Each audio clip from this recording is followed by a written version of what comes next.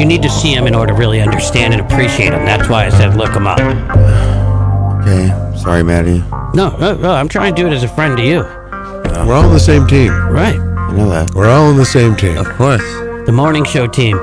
That's right. Can we get a go team before we go? Nope. No. Oh, come on. It's not my bag, dude. All right. Thank you guys all week. Thank you guys very much. I hope you have a good weekend. You too. All right, thanks. I want to do go team. I'm sorry. I want to do go team. Go ahead. Together? Go ahead. Go. Yeah. See, you're not going to do it. I knew that was a setup. 1, go 2, team. 3. Go team. All right. All right. Keep it right here. You got Matt Connaughton Unleashed coming up at 4 p.m., followed by Granite State of Mind. And at 8 p.m., Pauly C returns with Retro Spectrum Radio. So keep it right here, WMNH. And have a great weekend, folks. We'll see you Monday morning.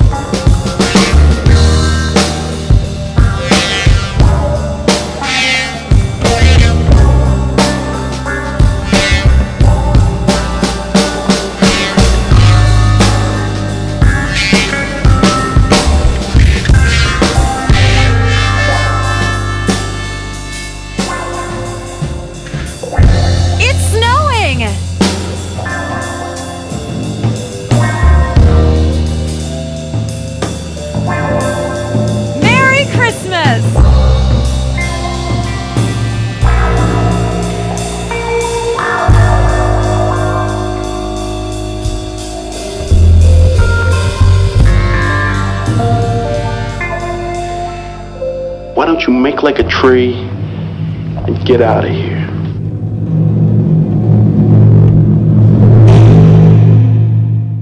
This hour on WMNH is sponsored by CGI Business Solutions, located at 5 Dartmouth Drive in Auburn. They serve all your business needs, including employee benefits planning, corporate design and business administration, investments and wealth management, and customized business insurance solutions. Their phone number is 866-841-4600 or on the web at cgibusinesssolutions.com. Bring your kitchen to life with Queen City Cabinetry, located at 87 Elm Street in the historic Sunbeam Mall in Manchester. Open Monday through Friday, 9 a.m. to 5:30 p.m. and Saturdays, 10 a.m. to 2 p.m. They can be reached at 603-222-2007 or on the web at queencitycabinetrynh.com. Come see the possibilities. Queen City Cabinetry, another proud sponsor of WMNH. Come on down to the Hop Knot at 1000 Elm Street, Manchester's premier craft beer and gourmet pretzel bar. Tell us more, Trudy. We make our dough fresh every day. We make a variety of styles of pretzels and serve craft beer, cocktails, and a few bottles of wine. We do the traditional pretzel, and we have multiple flavors for that. We also do stuffed pretzels, pretzel sandwiches, 3 dessert pretzels, and pretzel knots. The Hop Knot in the Brady Sullivan Plaza at 1000 Elm Street. Clemento's Pizzeria, family friendly, awesome for a date night. Clemento's Pizzeria. For delivery, call 603-782-8450. Clemento's Pizzeria, the best pizza in town. 1875 South Willow Street in Manchester, New Hampshire. Best cocktails around. Come in as friends and leave as family. You are listening to WMNHLP, Manchester's radio, broadcasting at 95.3 megahertz frequency modulation from the top of 1000 Elm Street. Our studios are located at 1045 Elm Street and licensed to Manchester Public Television Service in Manchester, New Hampshire, USA.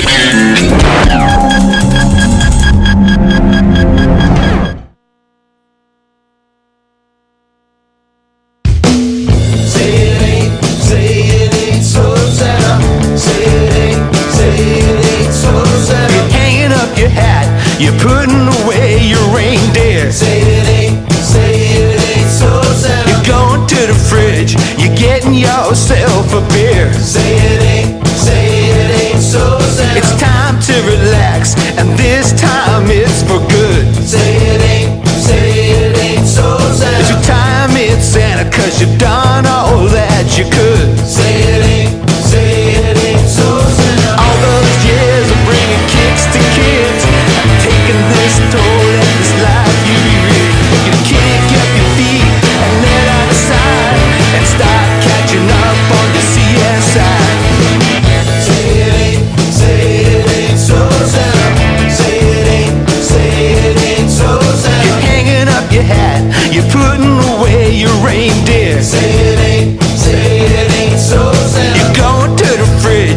getting yourself a beer. Say it ain't so sad. It's time to relax, and this time it's for good. Say it ain't so sad. It's a time in Santa, 'cause you've done all that you could. Say it ain't so sad. Mama says put your feet up, hun. You've done a great job, now you're all done. No more L's will be under your feet. Sitting by the fire, be such a treat.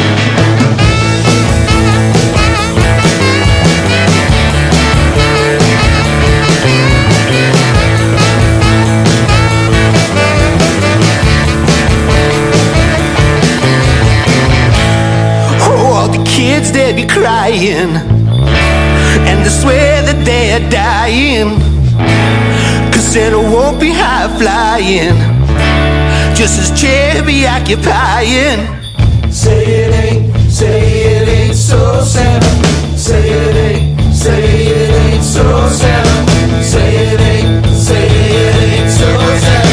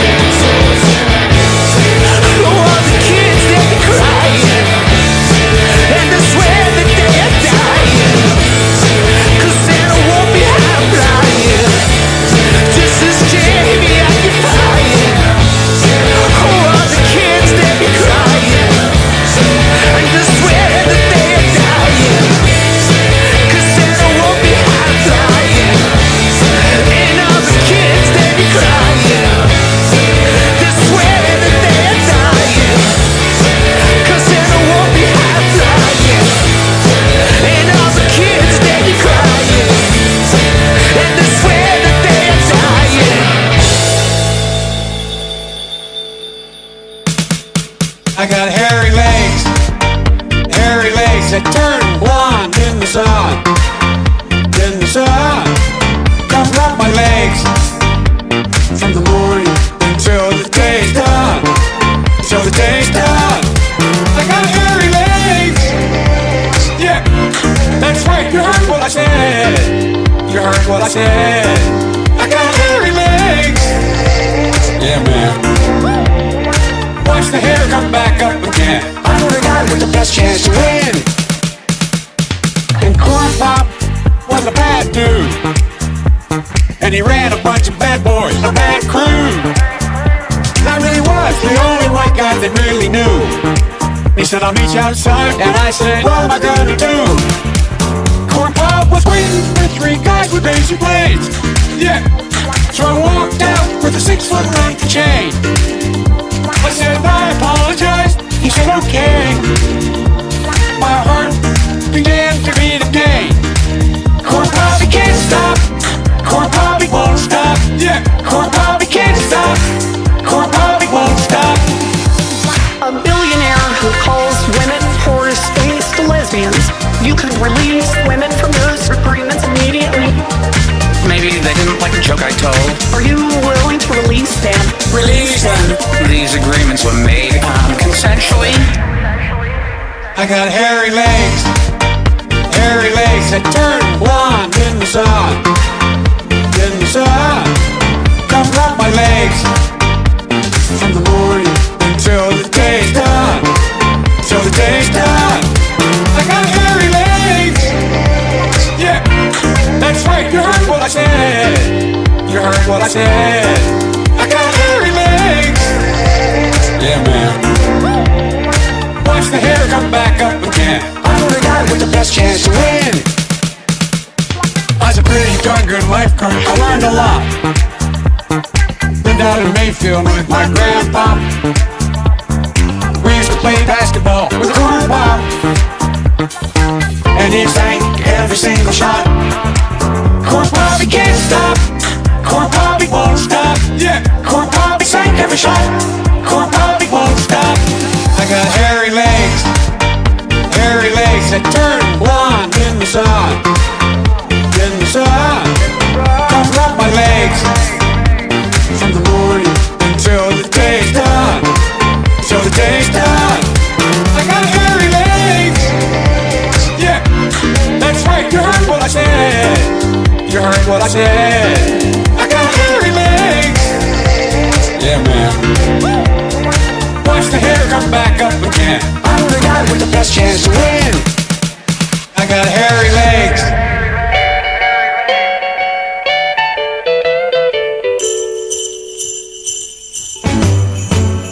Trump in jail, Trump in jail, Trump in jail, rock. He's gonna swing and we're gonna sing. Send him upriver and we'll have some fun. Now his time in jail has begun. Trump in jail, Trump in jail, Trump in jail, rock. Him doing time for all of his crimes. Dancing and prancing in Washington Square. He deserves the chair. What a bright time. He'll do hard time. And rocks he'll crush all day. Trump in jail time. It's a swell time. I wanna see his perp walk on Christmas Day. Giddy up, pick up the pace. He's running out the clock. There's not a reason now that he should be free. That's the Trump in jail. That's the Trump in jail. That's the Trump in jail rock.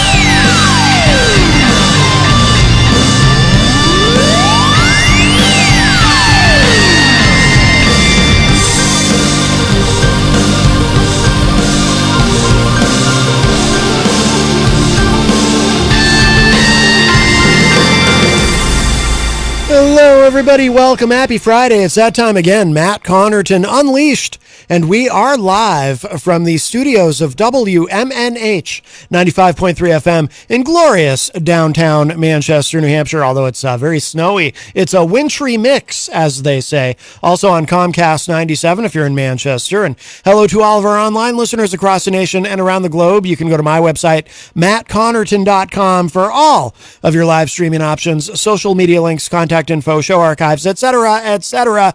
Today is Friday, December 16, 2022. So welcome, everybody. By the way, I do want to remind you, tonight at the Hop Knot is Kevin Horan performing live. We've been featuring some of his music this week. Not today, though we probably will at the break at the top of the hour, but I opened with a little bit of... that band is called Stop Calling Me Frank, if you're curious. The Say It Ain't So Santa. I'm not a big Christmas music guy, but I like that song. Great Boston band, Stop Calling Me Frank, and then a little bit of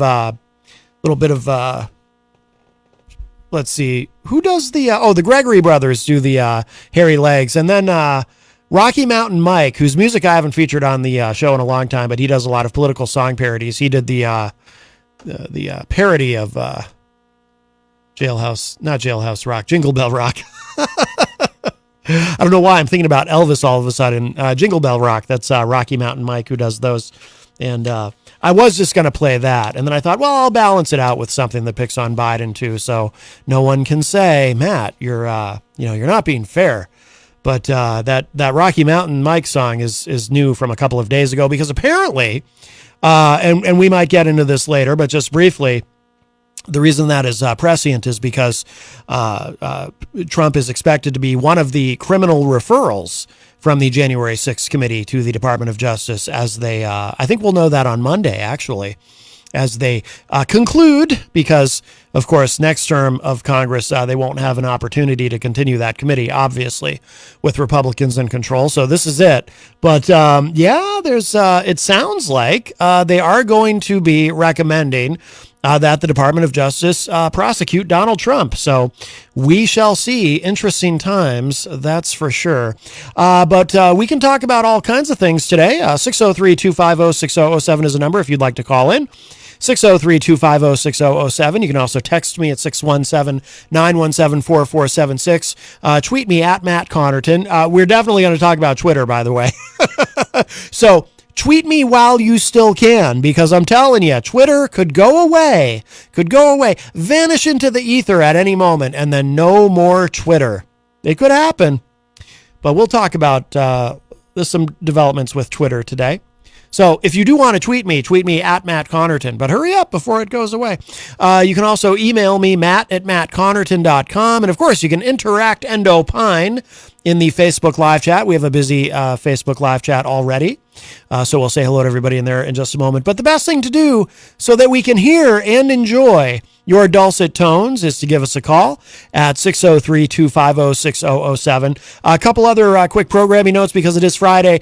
We do not have Eric Pilcher's classic film review. We're going to do that on Monday instead. And the subject is Bonnie and Clyde, a great film.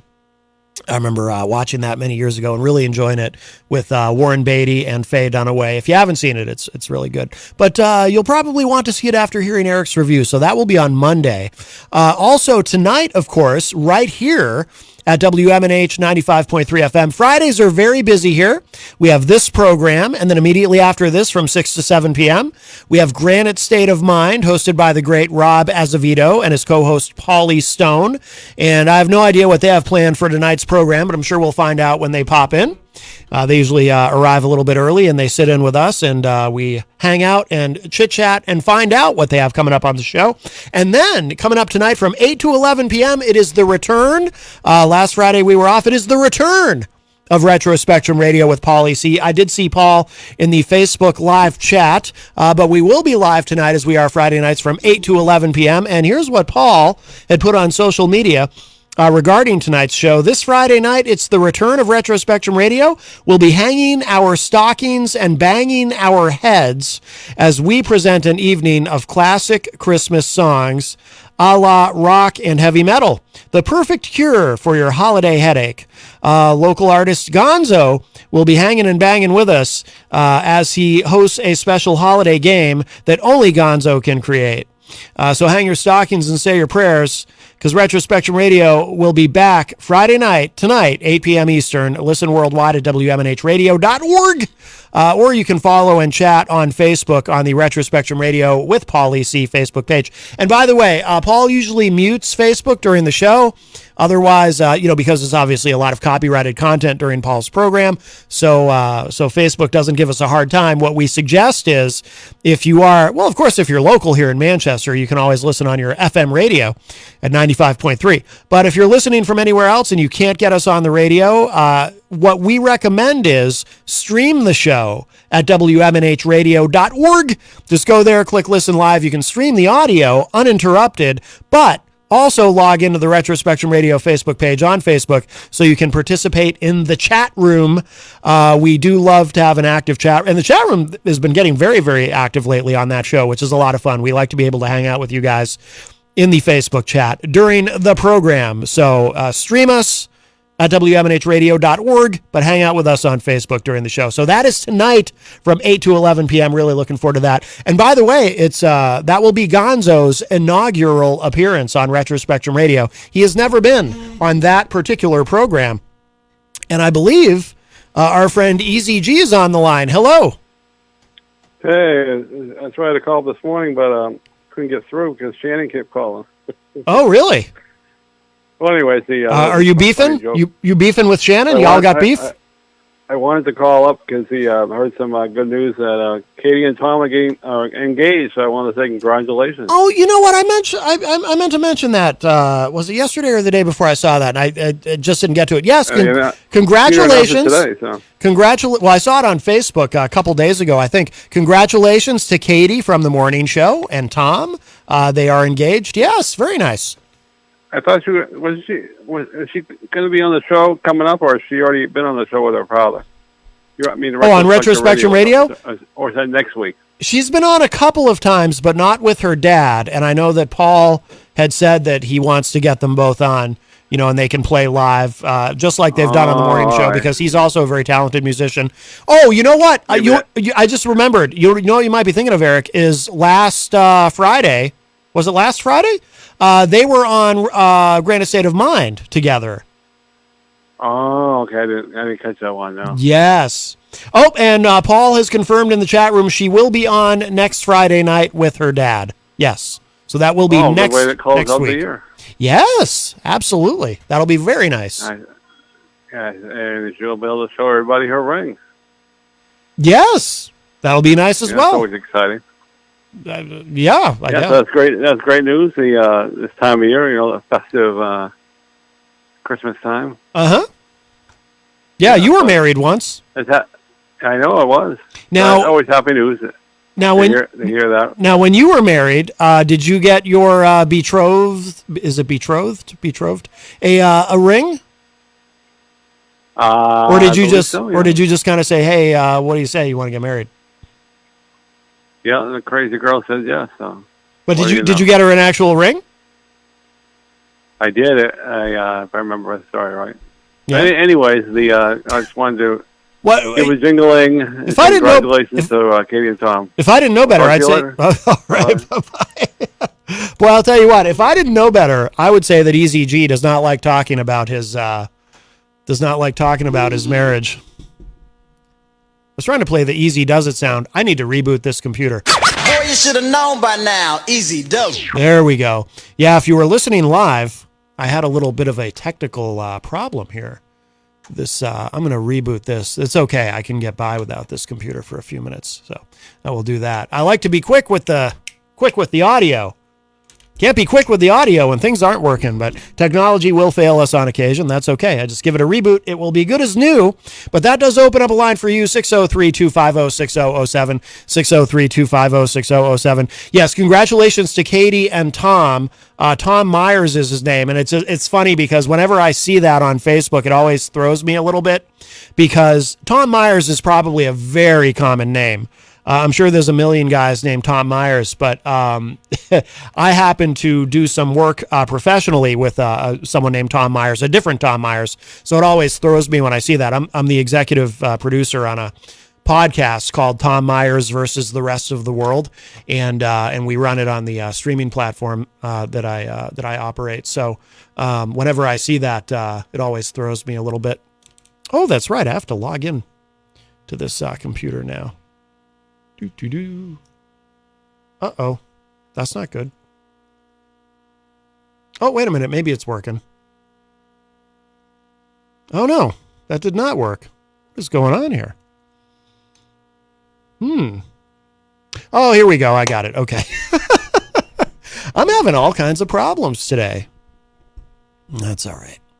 The show is young. And we've already heard from Easy G, so... we're off to a great start. Anyway, so 603-250-6007, 603-250-6007. Oh, you know what I wanted to say, too? It's funny. In Paul's post, he mentions hanging and banging. We'll be hanging and banging tonight with Gonzo on Retro Spectrum Radio. And it's just funny because those of you listening live yesterday, you may have noticed we got a call from Hulk Hogan. The Hulkster called in. And, the Hulkster always used to talk about hanging and banging in the gym. So it's funny to hear. It's funny to see Paul use that phraseology in his Facebook post, almost like he's familiar with Hulk Hogan, perhaps, which is odd in a way. I didn't think he was a wrestling fan.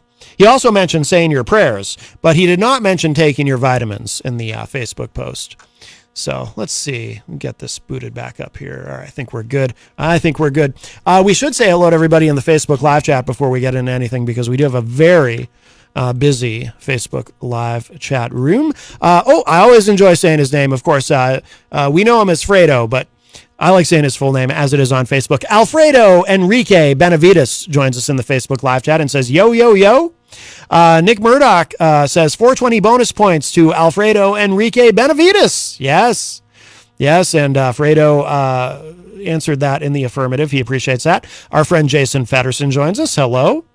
Fredo says, be good, so Santa gives you a Trump NFT. Yes, apparently those sold out very quickly too, the NFT. Perhaps we'll get into that today if we get to it. Nick Murdoch says, my wife told me about those yesterday, and I thought it was so stupid. She had to be mistaken, had to look it up for myself. I knew for a while eventually Trump was going to start doing hard grifting, but I didn't expect the turn to grifting to be that damn hard. Well, actually, obviously I'm not someone who goes out of my way to defend the former president, as I'm not myself a fan. But I will say, I will disagree in this sense. I don't think it's a grift. NFTs, of course, non-fungible tokens, whatever you think of them. And DJ Reckless has tried to explain it on the show before. It's a little weird. It's like you're buying a JPEG file. Like, so what? I don't get it. It makes about as much sense to me as cryptocurrency. And we might get into that today as well. As always, there's so much going on in the world. But no, I mean, look, with the NFTs, I don't consider that a grift. This product has been created. He's selling it. People are buying it. So that's fine. I mean, there's a lot of other things that Trump has done that I would use the word grift for, certainly. But not that. That actually, to me, seems perfectly legitimate. If people are willing to pay to have an NFT of Donald Trump, then, hey, whatever, you know? Fredo responds to Nick Murdoch in the chat. He'll be doing MyPillow and reverse mortgage ads on cable at midnight in less than a year. That would be fantastic. By the way, Nick Murdoch enjoyed the Hairy Legs Joe Biden song at the top of the show. He said, Joe Biden is a badass for standing up to Corn Pop. Corn Pop is a stone cold I can't say that on the letters M and F are in there, but of course I can't say that on the air. Our friend Crystal from the state of Illinois joins us and says, hello, everyone. Fredo says, any chance of hearing Matt's dulcet tones singing any Bee Gees, asking for a fan? No, Fredo. And the reason that won't be happening is that's a callback, of course, to a bit from a previous edition of Retro Spectrum Radio, where I attempted to sing After the Lovin' by Engelbert Humperdinck in the but as a Bee Gees song, because I thought it would be hilarious. And in my mind, it was hilarious. And then when I attempted it, it turned out to be, in my view, an unmitigated disaster. It's like I can do the voice, but I can't do it with the music. It's weird. You know, like I can do the, like that high Bee Gees. I mean, I can't do it very well, but that's part of what makes it funny. But that, you know, if I sing you to sleep after the loving, like I can kind of sing high like that. But when I try to do it with the music, I can't do it. Fredo says it was hilarious. No, you're being kind, Fredo. You're being very, very kind, which doesn't surprise me. You're a very kind person and a talented musician, of course. Fredo is in multiple bands, and he's made appearances on the show, and we always enjoy that. But no, it wasn't, unless you mean it was hilarious, as in it was cringe, hilarious in a cringe way. No, I felt like I was not pleased with how it went. It just was, you know, you try to do something funny and I can be funny. I think I can be spontaneously funny, but when I try to attempt to be funny, I guess maybe that's the problem. Maybe I was overthinking it. No, I didn't think it was funny at all. I was legitimately mortified at what I was doing in real time as I was doing it. I thought it was awful. So no, Fredo, there is no chance of that, but thank you for being supportive and affirmative. I do appreciate that. Let's see. Fredo also said, the Trump in Jail Rock, a classic ditty. And Saturn joins us in the chat room and says, good afternoon. We say to you, hashtag Matt Connerton. Yes, and Saturn representing the Greensboro, North Carolina contingent of fans of the program. Nick Murdoch in the chat says, it's a great song, but I don't know it. Oh. That'll be a good, let me test this and see if rebooting this computer worked. That's a good opportunity. It's a great song, but I don't know it. Success, it works. Excellent. Let's see. N Saturn says, we will be performing this Saturday evening at Karaoke Night Sawmill in Greensboro, North Carolina at Market Street on Saturday evening, 7 to 10 p.m. Now let's drive down. And Saturn says, hello, hashtag Alfredo, we say. Nick Murdoch says, Matt, you probably heard this already since you're a radio guy, but I listen to this Christmas song regularly. Oh, Twisted Sisters, O Come All Ye Faithful. Yeah, I'm familiar. I appreciate it. Although the song is about, the song is more of a traditional, like it's about Jesus, right? The birth of Jesus, O Come All Ye Faithful. And I only point that out because Dee Snider of Twisted Sister is Jewish. But he did the song anyway. And Saturn says, we say happy Friday afternoon, hashtag Matt. Fredo says, it's almost as if Elon maybe isn't too smart and made an impulse buy based on his oversized ego and instead finding out the nuances of freedom of speech as he commodifies it. Yes, I think that is an excellent observation, Fredo. Yeah, we're going to talk about that in a minute. I'm anxious to get into that.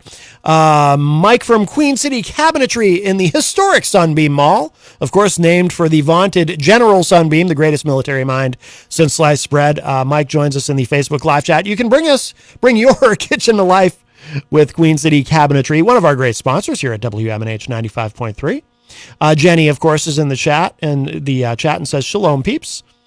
Let's see. N Saturn says, we will be performing and cover Christmas songs of New Kids on the Block songs, hashtag Matt Connerton.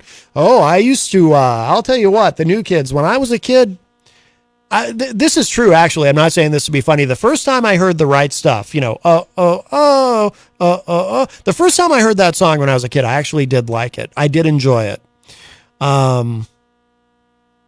By the third or fourth time I heard it, I was kind of over it, but yeah. Let's see. And Saturn says, hi, hashtag Jenny Coffee. We say to you from us. Let's see. What's this? Paulie C says, tell Easy Jeezy we'll be playing a metal version of Ernie and Bert's Gift of the Magi tonight. Ooh, very nice. Well, hopefully he's still listening. I'm sure he'll enjoy that. Let's see. And Saturn says, hashtag Matt, we say we are covering the New Kids on the Block songs are This One's for the Children, White Christmas, The Christmas Song, and Merry Merry Christmas. Well, very good. This One's for the Children is, I still remember the first time I heard that song, by the way. This One's from the Children by New Kids on the Block. And I remember, that, you ever throw up in your mouth a little and then you have to swallow it back down and you get that burning sensation in your throat? It's very unpleasant, but that's my memory of that song. Let's see. Heidi Hamer, I should say the Honorable Heidi Hamer joins us in the Facebook live chat and says, afternoon, Matt. Hello, Heidi. Nice to see you in there. And Saturn says, it is hanging tough, hashtag Nick. Oh, remember that? Hanging tough?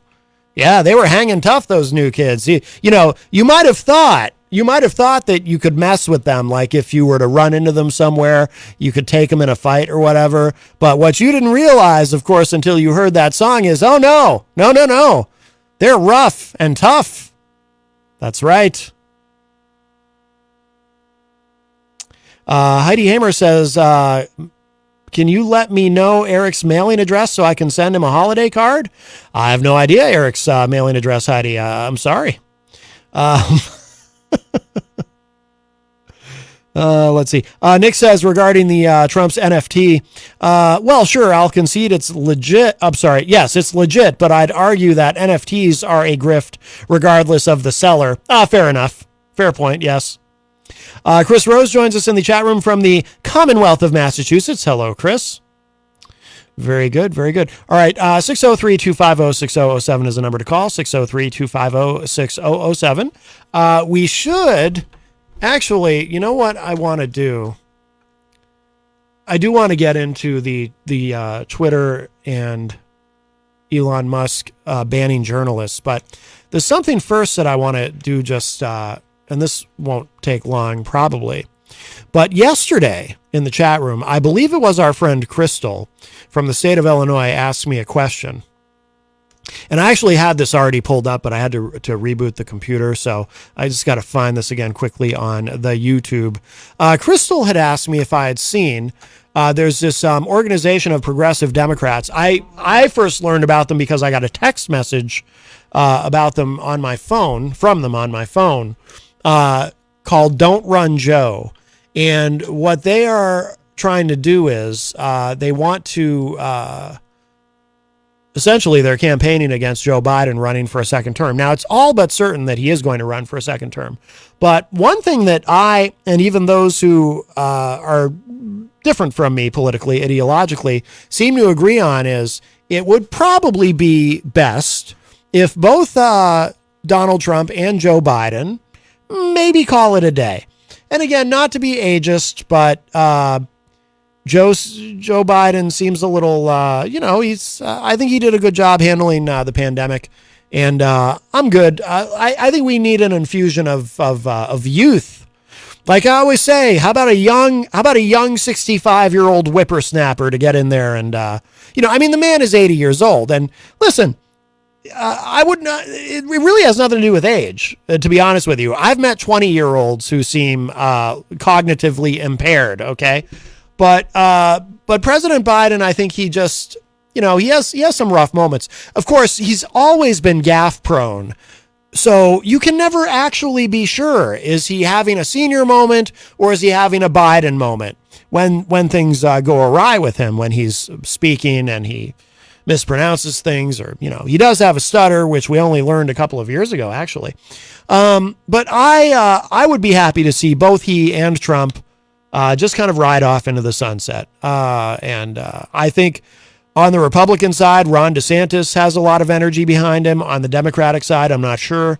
But and it kind of doesn't matter because it's all but certain that Biden is running, whereas Trump has to actually... don't get me wrong. Someone could challenge Biden for the nomination, but that doesn't work out. Although in a couple of instances, it has come close where a sitting president has been challenged by someone from his own party during primary season. Of course, in 1992, Pat Buchanan came perilously close to defeating a sitting president, George H.W. Bush, in the New Hampshire primary here, in the Republican primary.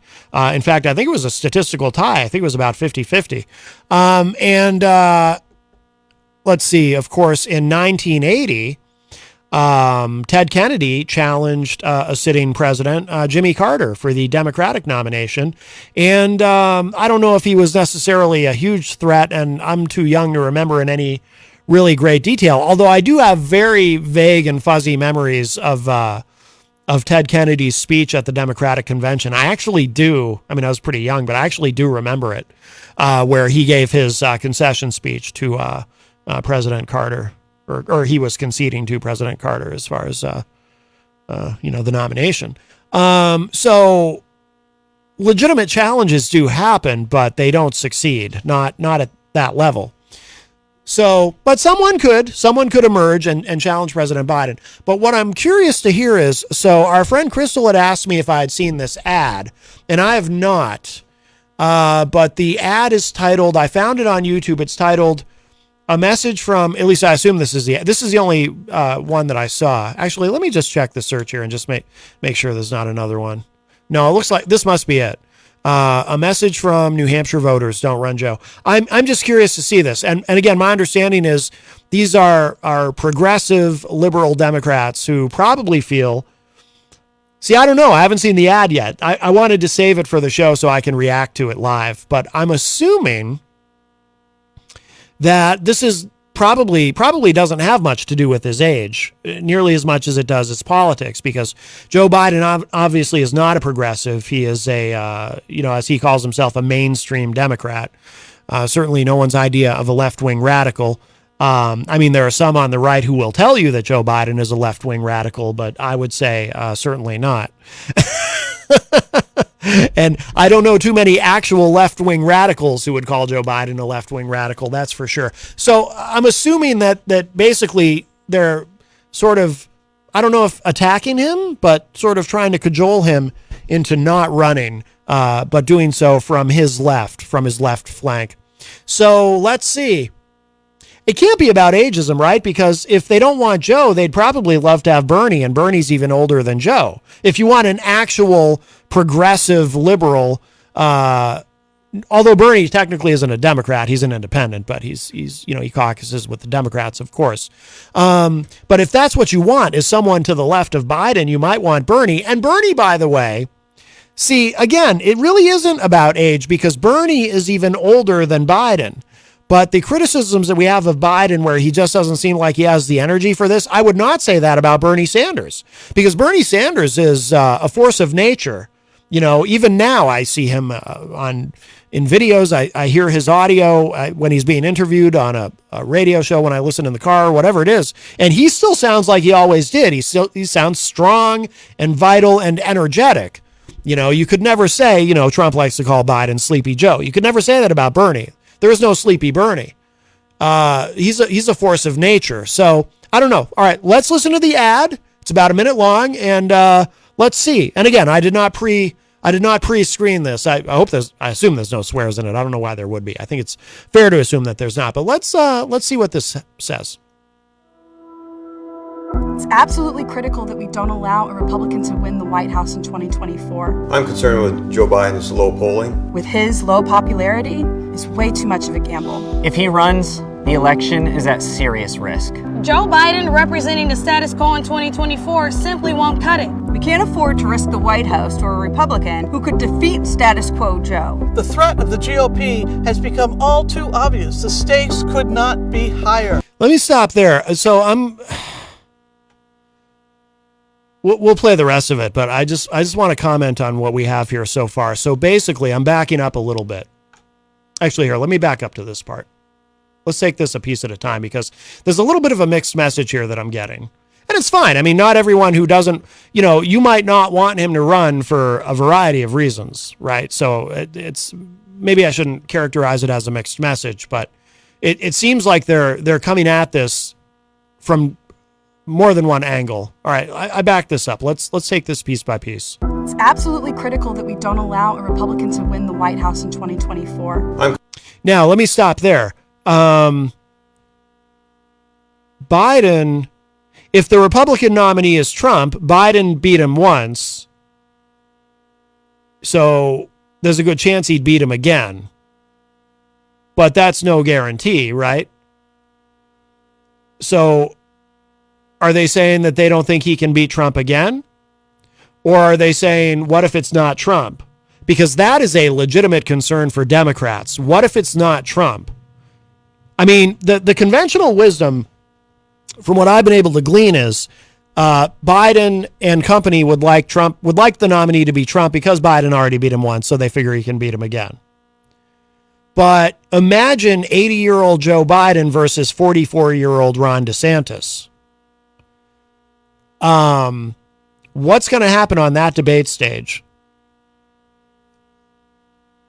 So that's a legitimate concern. Okay, we'll go on. Concerned with Joe Biden's low polling? The low polling should not be a concern, and I'll tell you why. It doesn't matter because in the general election, I shouldn't say it doesn't matter. It doesn't matter that much. It's really hard for any president to have a high approval rating because the country is so divided and so polarized.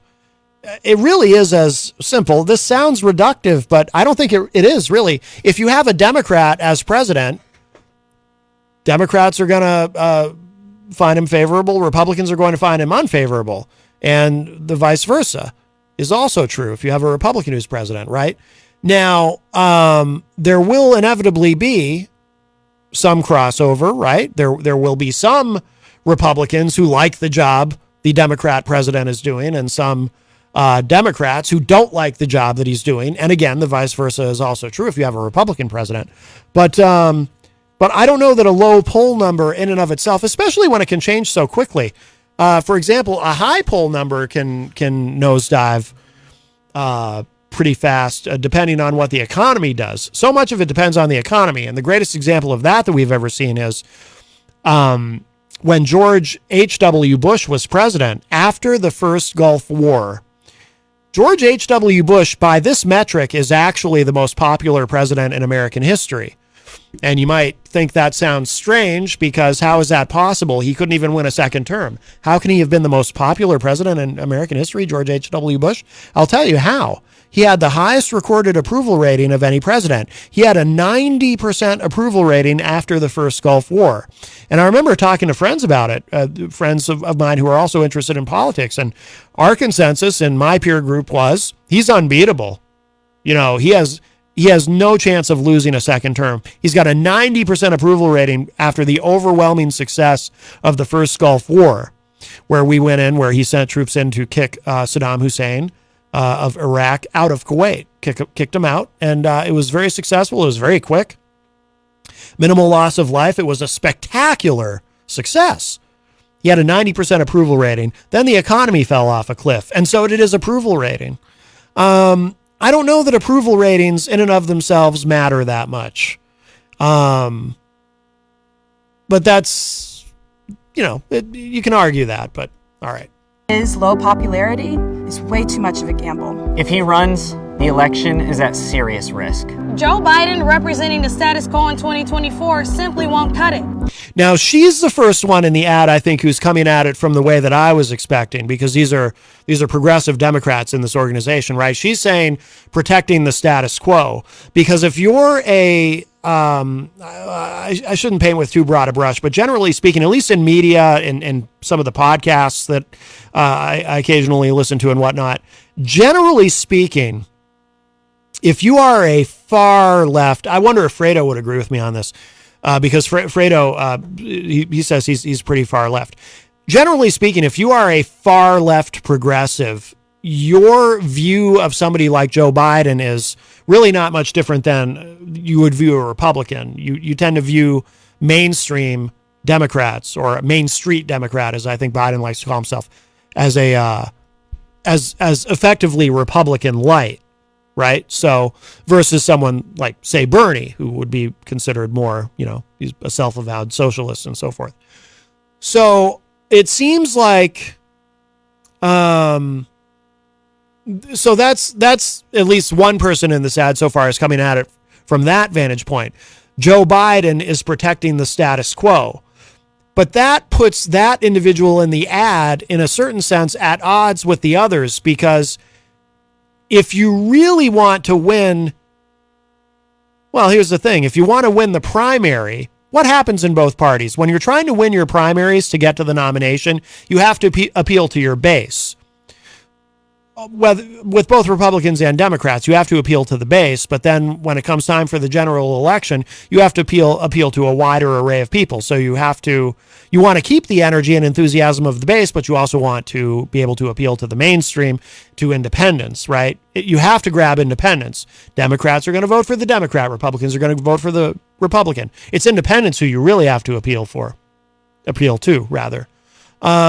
So when you're in the general election, you kind of want to be a status quo candidate. Status quo is what wins the general election. It's not what always wins a primary. But what we saw in the primaries, in the debates, was Biden trying to tack left and look like, almost like a softer version of Bernie in a way. But of course, in the general election, he tried to look like, like Joe Biden, like who he is. Fredo says in the chat, the average leftist thinks, quote, with Democrats like this, who needs Republicans, unquote, which is why Bernie has been the progressives front runner for over a decade. Right, exactly. So if you're coming at it from, if you don't want a Democrat who's going to protect the status quo, that's why she's saying we need somebody else. Could somebody else who is not a sort of center-left Democratic candidate actually win the general election, though?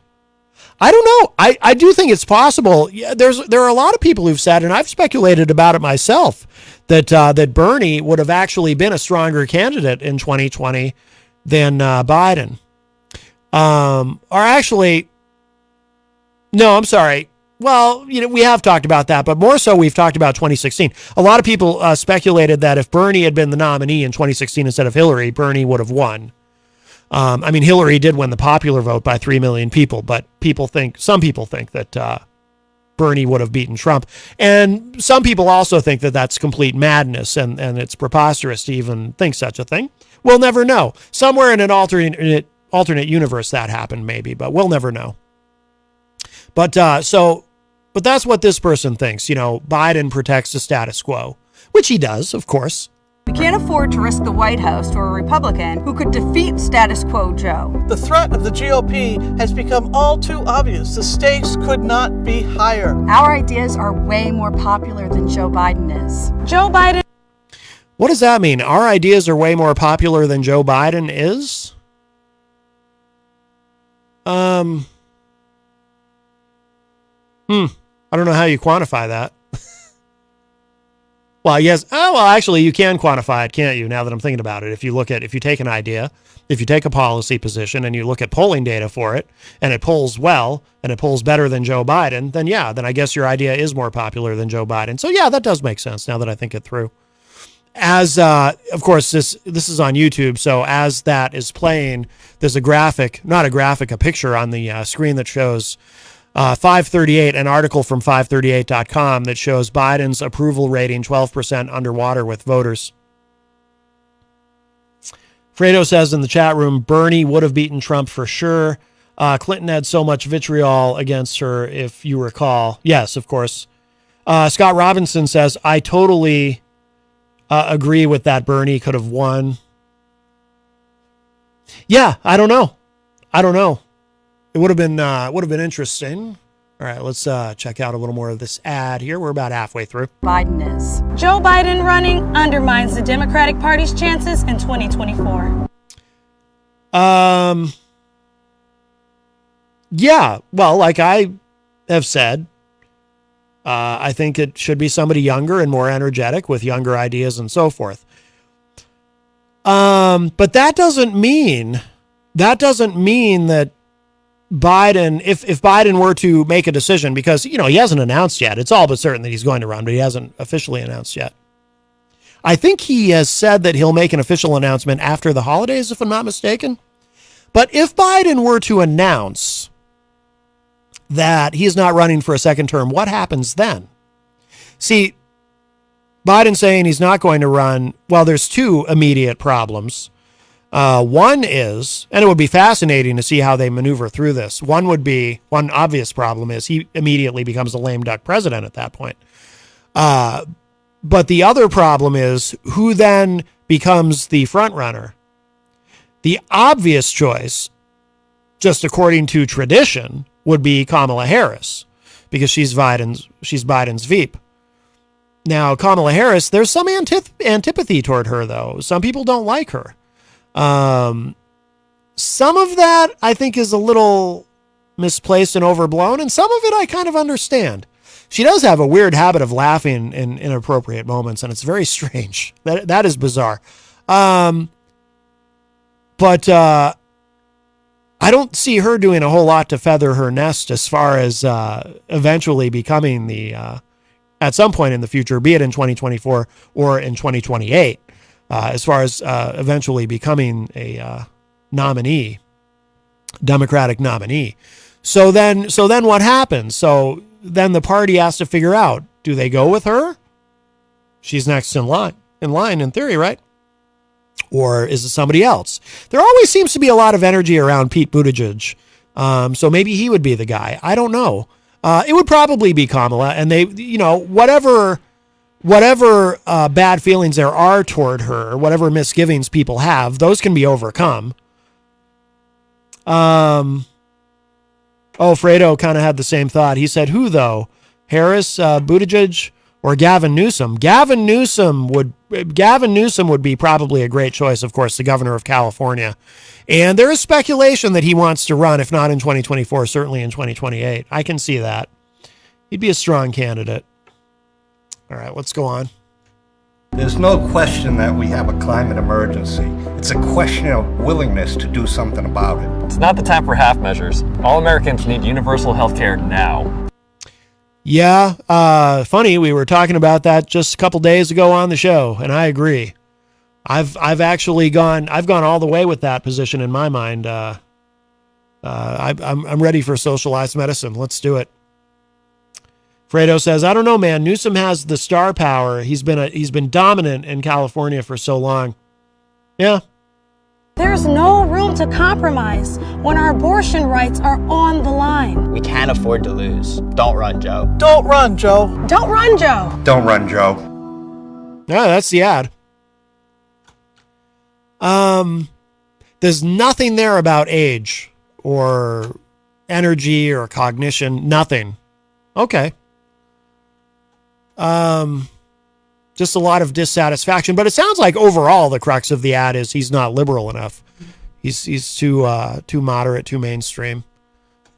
Classic Northeastern corporate Democrat, you know.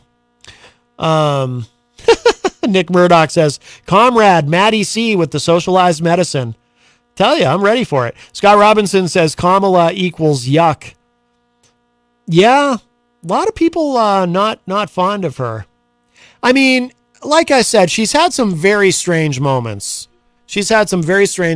And in interviews, she doesn't come across like a leader. And when she is asked hard questions about, you know, what's your solution to this issue, or what is the administration going to do about this or that, whether it's the border or abortion or anything else, she just kind of, she'll offer a word salad of no substance that amounts to a shrug of the shoulders. And that is not very appealing. Fredo says in the chat, I will say, dude is pretty active for a guy his age. You don't see many 80-year-old dudes falling off bikes because most don't ride them to begin with. Oh, absolutely. Absolutely. I would say about that, no, you're right, Fredo. I mean, he's definitely active and he seems to be physically fit. So that's all in his favor, certainly. But he doesn't seem, it's weird. If you watch his speeches or his interactions with the media, it's kind of up and down. Sometimes he seems perfectly sharp. Sometimes he seems like a young 80-year-old. He seems actually young for his age. He seems really alert and he speaks very intelligently. And other times he just seems tired. And if you go back, if you look at, I did this recently. If you go back and you look at video of him from 10 years ago when he was 70, a different guy. A 70-year-old Joe Biden, we wouldn't even be having this conversation. But 80-year-old Biden, he just, I don't know. I mean, he'll be, and the election's 2024, and it's a 4-year term. It's tough. Fredo says, meanwhile, Trump has a waddle around his neck. He tucks into his shirt collar before he goes on camera. Oh, yeah. No, I mean, physically, Biden is obviously in much, much better shape than Donald Trump, of course. Although, if you ask Dr. Ronnie, who's now Congressman Ronnie, he'll tell you that Trump's in great shape and isn't even obese, 1 pound away from being obese. And then there was that doctor, what was his name? I forget his name now. The doctor with the long hair who wrote that letter claiming that if Trump were elected, he'd be the healthiest president in the history of the galaxy or something. Fredo says, I mean, personally, nothing against the dude running, but I don't hold his age against him. he just sundowns, LOL. That's an interesting observation. The LOL indicates you're probably kidding, but I suspect, Fredo, and tell me if I'm right, that you're only half kidding. If you don't know, and I'm not an expert on it, but I know a little bit about it, and I've read a little bit about it, partly because I think I suffer from it in some ways. Sundowners or sundowning, it's when you're really good during the daytime as long as the sun's out, but as soon as the sun goes down, something changes. I have days, regular listeners know I'm not saying anything new here, but I struggle with depression. And of course, like so many people, especially in the Northeast in the wintertime, it can be particularly challenging. And I do have days where, I could be feeling pretty good during the daytime. And then as soon as it's dusk, I change. I could be very optimistic and upbeat and ready to take on the world in the morning, and once I finally manage to get moving, because in the winter it's like, oh, it's cold outside. But and then as soon as the sun goes down, I completely change, and my mood just plummets. And the ideations start, and it's not always that much of a change, but sometimes it is. Sometimes it's a big swing.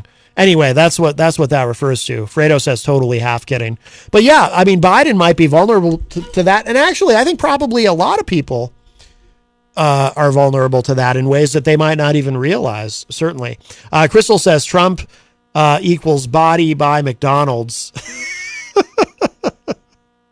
Well, I'll tell you what. Yeah, Trump loves his fast food. I suppose it's a testament to him and his constitution. Maybe just good genetics. I don't know. How old did his dad? How old was Fred Trump when he passed away? Because Trump, I mean, to make it to, what is he, 76, 77? To make it to his age eating that diet and not to have had some sort of medical catastrophe by now is kind of impressive.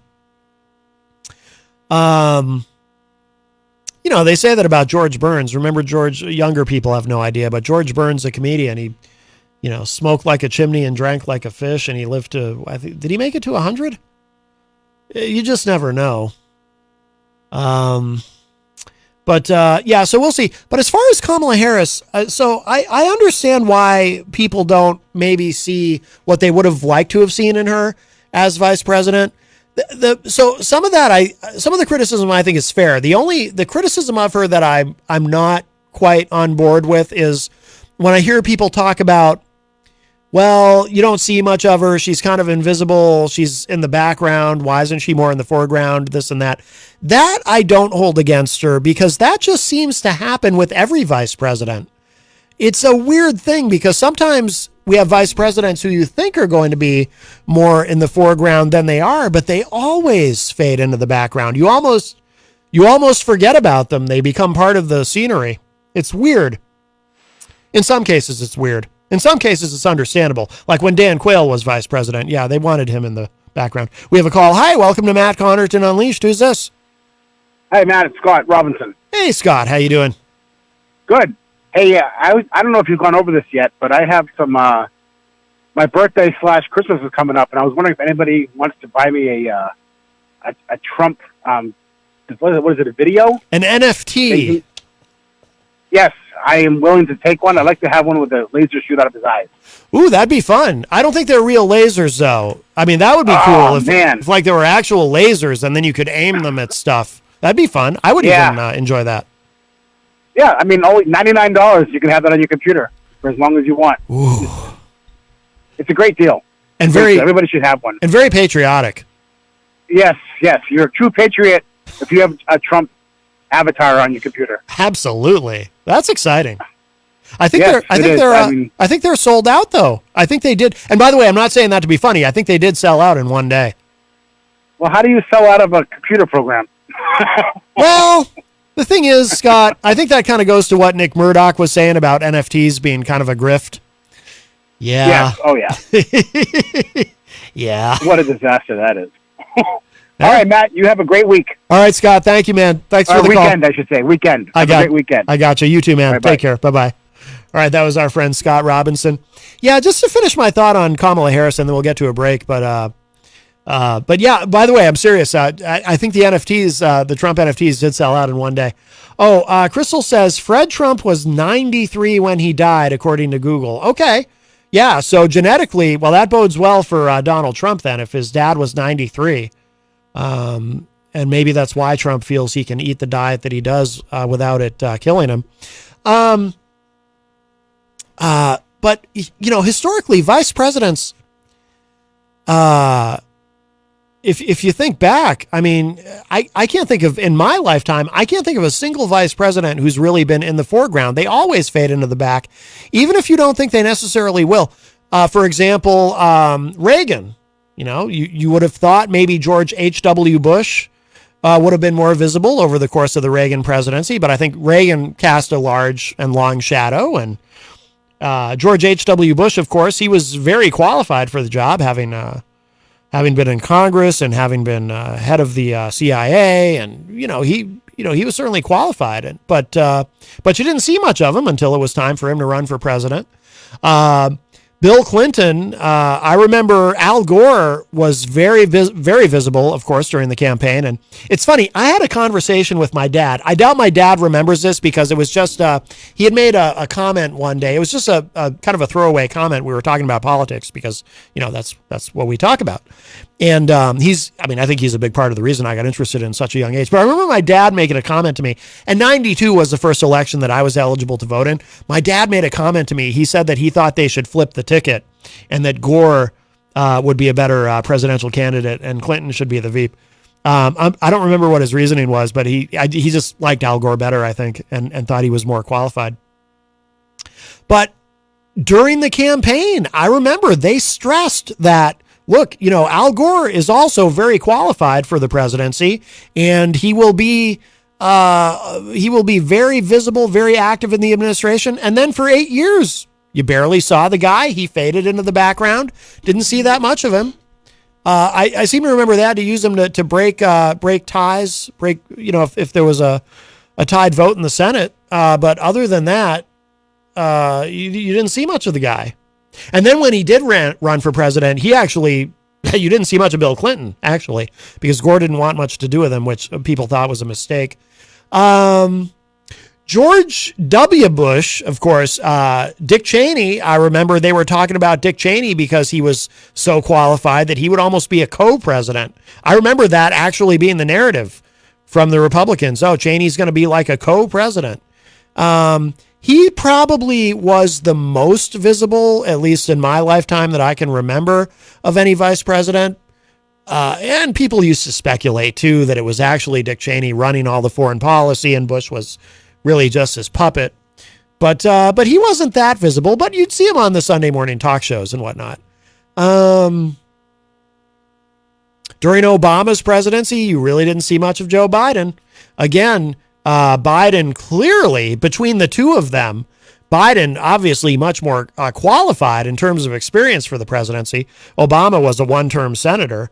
Biden had been in the Senate for decades. But so you would think that you'd see more of Biden than we did. And again, he wasn't invisible, but you didn't see that much of him. Obama always talked about, Biden would be the last one in the room when they were making big decisions, that he really relied on Biden. But of course, Obama said that during Biden's presidential campaign. Of course, he's going to say that. He's going to say nice things.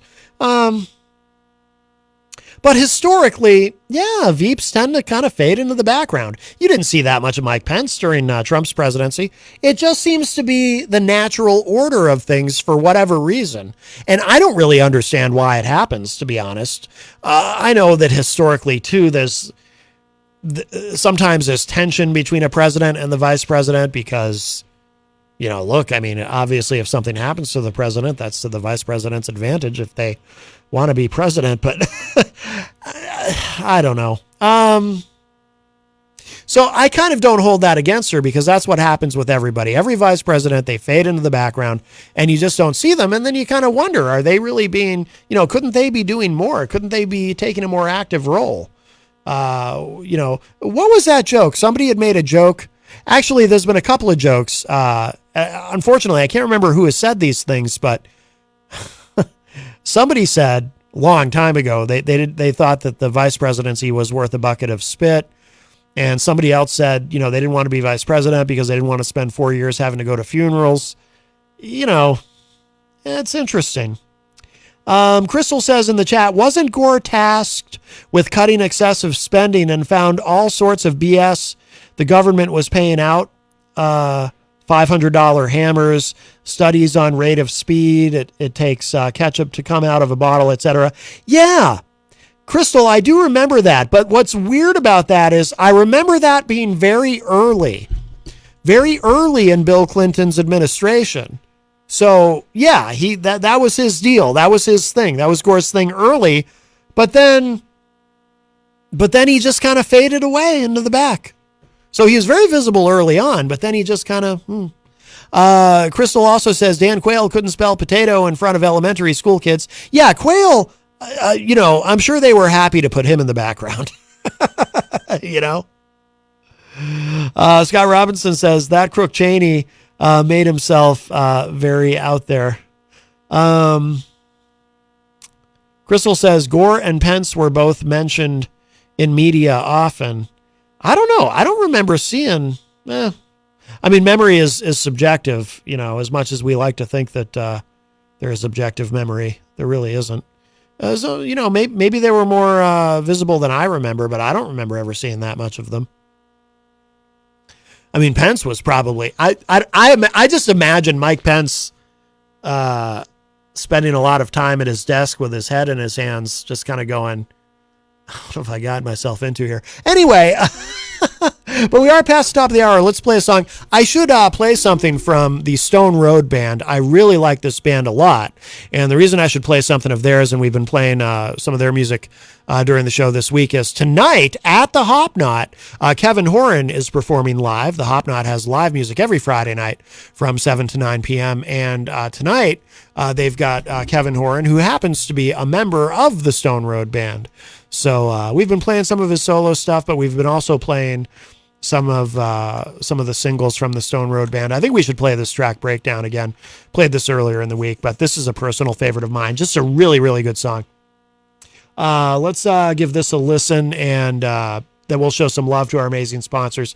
And then we'll be back with hour number 2, Numero Dos of Matt Connerton Unleashed. Don't go away. Plenty more to come.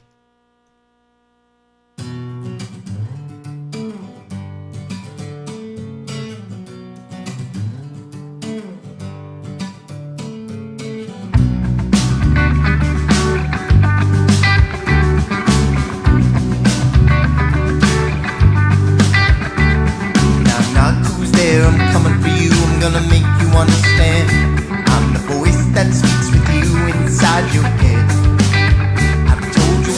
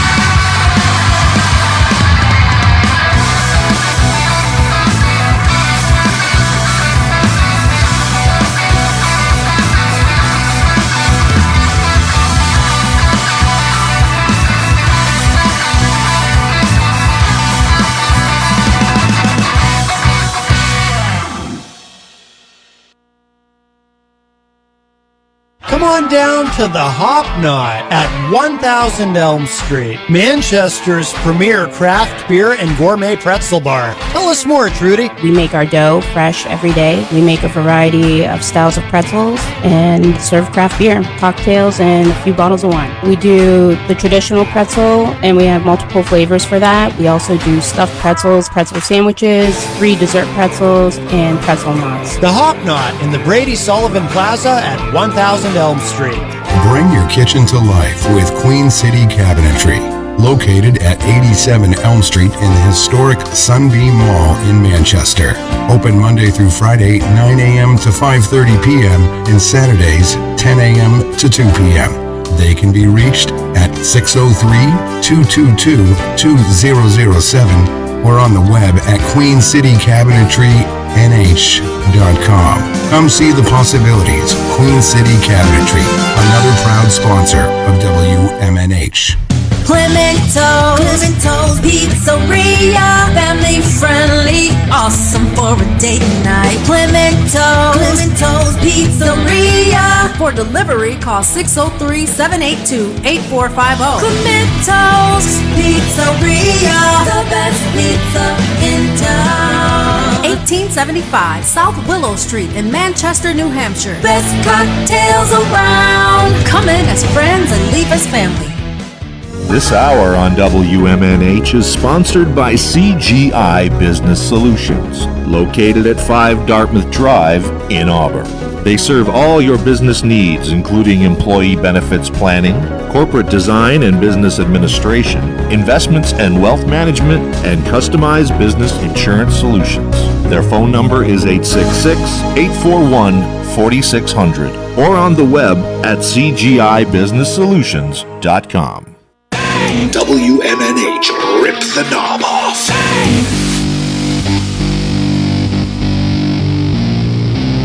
It's a great song, but I don't know it.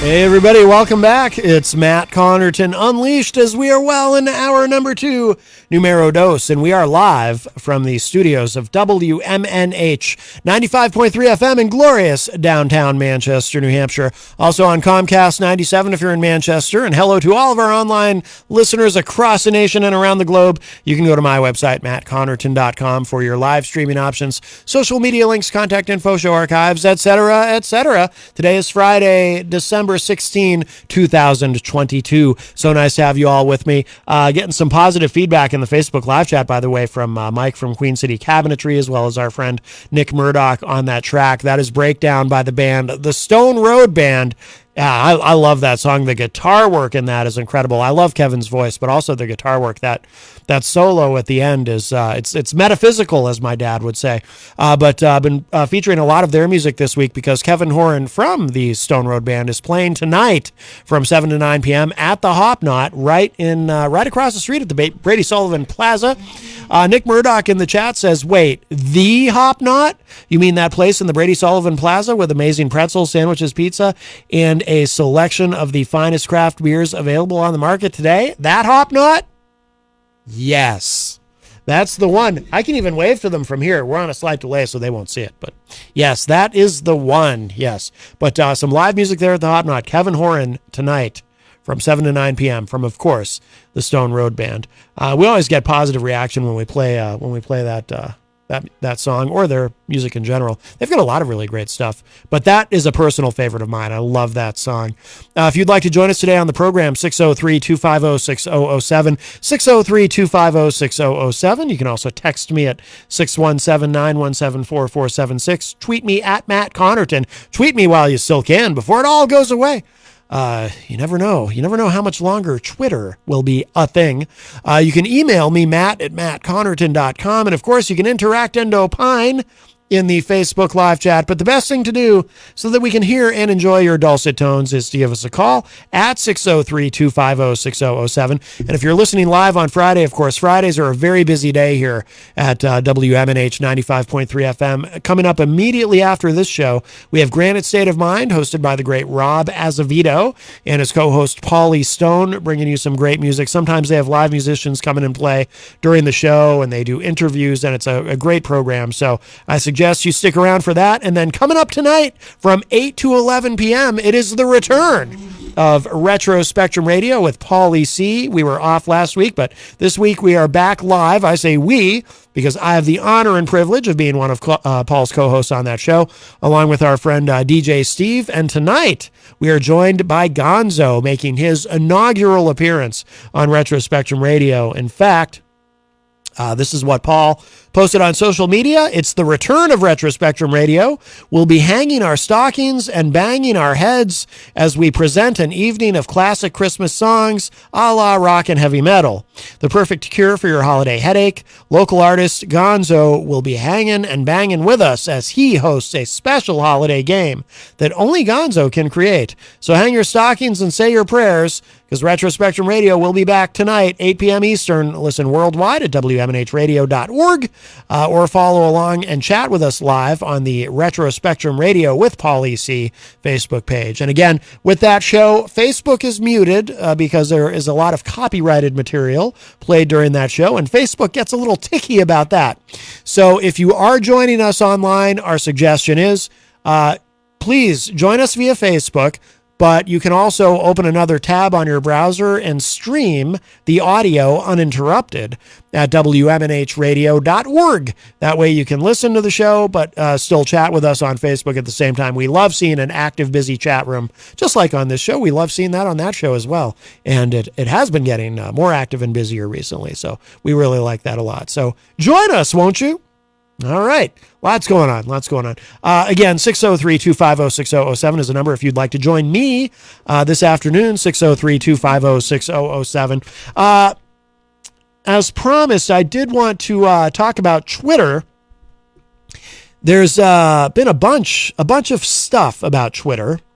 Someone had mentioned earlier they're starting to ban journalists. It's funny. Remember what I was saying the other day? Was it yesterday or the day before? I was saying that something that I figured out because I became interested in politics at a very, very young age, at an unhealthy young age, I think. And I say unhealthy, kind of half kidding, but, I don't know. Sometimes I wonder if maybe I should have, I would have been better off not thinking about this stuff quite so young. But and of course I would analyze politics from a very young age, and I would dream of someday doing a political talk show. No, I'm kidding about that part. That part I am kidding. I was painfully shy when I was a kid. I was such a little introvert. I couldn't have imagined me doing this. If I'd peered into the future, I would have thought that this was some sort of a simulation. I can't believe I'm actually doing this just because I was so shy. And I still am basically a shy person. I'm an introvert, but this is where I'm actually the most comfortable, is in front of a microphone. But I figured out some things pretty young, and one of the things I figured out, and again, I couldn't have been more than 10 or 11 years old when I figured this out, is that I remember having this exact thought. In fact, when I was a wee lad, a young urchin, I thought, when adults talk about freedom of speech, they mean freedom of speech as long as you're saying something that I agree with. And when grown-ups talk about freedom of expression, they mean freedom of expression as long as you're expressing yourself in a way that I fully approve of and am in no way the tiniest bit uncomfortable with. Now, when I brought that up the other day, we were talking about Brittany Griner, and then we got into Colin Kaepernick and all that. Well, that also applies to Elon Musk and his running of this boondoggle called Twitter, because he kind of set himself up as being this hero of the First Amendment and freedom of speech, and he was going to let people on the platform who had been banned and let them have free reign and not censor anything, and you can say whatever you want, and with some limits, of course, but not nearly as many limits as had been there. And actually, the standards and practices, or whatever that department was, I mean, that's been content moderation, whatever. That's been completely, he's been letting a lot of people go. The company has certainly shrunk in size. quite a bit. But I don't know that he meant any of it. So there's a few different things that have happened here. One that actually was a couple of days ago. This is from Fortune.com. Twitter declares war on sharing location information about others after banning an account that tracks Elon Musk's private jet. Now, if you didn't hear about this already, you might hear about this now and think, well, yeah, but that's kind of, you're talking about somebody's private jet, right? You shouldn't be able to put that out there. That's like doxing, where you disclose someone's personal and private information in a public forum online. But that's not really what this was, because this is actually public information. So let's look at this quickly. Twitter on Wednesday suspended an account that used publicly available flight data to track Elon Musk's private jet, despite a pledge by the social media platform's new owner to keep it up because of his free speech principles. Then, hours later, Musk brought back the jet tracking account after imposing new conditions on all of Twitter's users. No more sharing of anyone's current location. Tweets from the widely followed @ElonJet account were no longer viewable for much of Wednesday. The account had more than 526,000 followers a day earlier. Quote, he said this is free speech, and he's doing the opposite, unquote, said Jack Sweeney, the 20-year-old college sophomore and programmer who started the flight tracking account, in an interview with the Associated Press. Sweeney said he woke up Wednesday to a flood of messages from people who saw that @ElonJet was suspended and all its tweets had disappeared. Started in 2020 when Sweeney was a teenager, the account automatically posted the Gulfstream jet's flights with a map and an estimate of the amount of jet fuel and carbon emissions it expended. Oh, maybe that's what he doesn't like. He logged into Twitter and saw a notice that the account was permanently suspended for breaking Twitter's rules, but the note did not explain how it broke the rules. Sweeney said he immediately filed an online form to appeal the suspension. Later, his personal account was also suspended with a message saying it violated Twitter's rules, quote, against platform manipulation and spam, unquote. By the way, so platform manipulation, if I understand correctly, that usually means if say you get banned from something, it could be Twitter, it could be any other kind of platform. It doesn't even have to be social media. But say you're banned from using a particular platform or service online, and then you just create a new account using a different name. That would be an example of platform manipulation. I do it. I have many of us do it in, not in any kind of a nefarious way, but, like, for example, I have multiple accounts on Facebook. Some of you probably do too. You can call it a ghost account or an alt account, but I have accounts where I can, I don't want to say spy on people, but I can kind of look at what people are doing who maybe banned me unfairly, by the way. And I mean that to anyone. If you've ever banned me or blocked me on social media, I declare it unfair and unjust, and how dare you?